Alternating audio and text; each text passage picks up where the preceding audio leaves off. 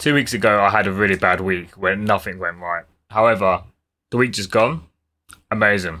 I hit everything I wanted to do. I did my 10,000 steps a day on average. I went to the gym 3 times this week. My diet was also a lot better. And despite my weight going up a little bit by 0.4 pounds, my waist measurements were down by 1.5 centimeters, which is the better indicator of fat loss. So let's get into what went well this week and what did not go so well.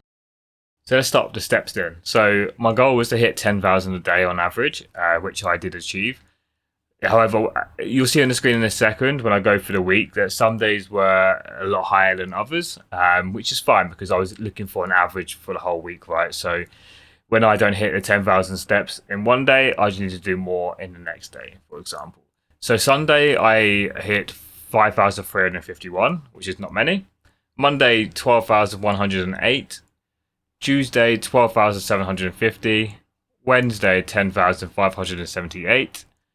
Thursday, 5,978, and Friday, 3,951, and Saturday, I made up the difference of 20,516, which brings me to an average of 10,176 steps a day in the week just gone. Moving on to gym, so I plan to go 3 days a week for full body, and I changed it around because I knew I was going to be in London for work on Wednesday. So rather than Monday, Wednesday, Friday, I did Sunday, Tuesday, and Friday, and I went in every session. So Sunday and Tuesday, I did the full session. I hit every exercise in the plan. I hit multiple PRs as well when I was there. But the Friday, however, I was extremely tired.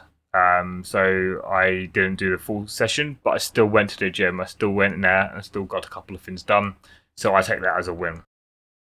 Diet-wise, I hit my calories pretty much every day, apart from Wednesday. So on Wednesday, I was in London, so I did not take any meal prep with me, so I had to order food on the go. I did try and make as good of choices as I possibly could. However, I did not track on this day. So overall, my diet this week has been pretty good. Now for this week's weigh-in and progress photos. So I weighed in at 185.6 pounds, which is 0.4 pounds higher than what I weighed in the last time I did an official weigh-in 2 weeks ago. Yes, this has gone up by nearly half a pound. However, interestingly, my waist measurements are down by 1.5 centimeters, which I see as a more accurate indicator of fat loss, right? So if you just trust the scales directly, then you'll be victim of water weight, glycogen spiking up and down. If you have a meal of more salt than normal, then your body will retain more water, for example. So the number on the scale should not be the only thing that you use to track your weight loss. Progress photos and measurements are also very, very important for this reason. So on the screen now is this week's progress photo, which is compared against the last one I took, which was 2 weeks ago today. And now on the screen is my progress photo from today compared to the start of this year. As you can see, I've made small improvements, not massive improvements, but I'm feeling pretty good right now. So let's talk about next week. So for calories wise, I'm going to stick to the same macros as I have been. So 2,190 calories made up of 180 grams of protein, 210 grams of carbs, and 70 grams of fat. I'm going to stick to the goal of 10,000 steps a day, spread out for the week. Although I'm going to try a bit better at hitting 10,000 a day rather than relying on the average, but we'll see how that goes. I'm going to the gym 3 days a week with the same pattern as last week. So I'm going to go Sunday, Tuesday, and Friday. So this week has 2 additional variables that haven't been covered in previous check-in videos.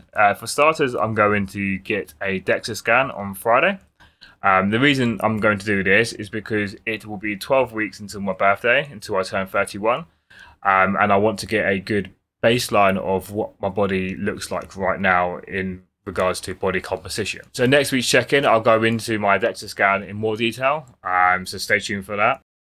The second new variable for this check-in is that I decided to bite the bullet and give in to all the marketing ploys that I've seen on my Facebook feed lately, and give Simmer Eats a good go at meal prep. This will be the first meal prep service of a few that I'm going to try on this channel. The idea is to use them whilst I have the discount codes available, and give good, honest reviews about whether I would use them long term or whether I would advise you guys to use them. I'll be uploading a standalone video on this, giving a review after 7 days and then after 3 weeks of being on Simmer Eats for their meal prep service. The main reason for me trying this is not to have a YouTube series, but is to save me a lot of time in meal prepping, because on the Monday evening after my first day of work for the week, the last thing anybody wants to be doing, or on a Sunday, is to be spending a couple of hours in the kitchen meal prepping your food for the week, and not including time it would take to go and buy the food, measure everything out, cook the food and clean up, and then midway through the week not wanting the food that you've meal prepped. I figured that just to get me on a good start for this transformation, I thought, do you know what, let's just try one of these meal prep services whilst you get the discount code, and then if the first one goes well, if Simmer Eats goes well, then I'll try alternative meal prep providers with their discount codes for the rest of this transformation, and I'll be giving honest updates on this channel for those. And that wraps up this week's check-in. If you've made it this far and you haven't already, please subscribe and like this video. I really do appreciate it. I'm looking forward to updating you all next week on how my DEXA scan went and how my first week of Simmer Eats has gone. See you next week.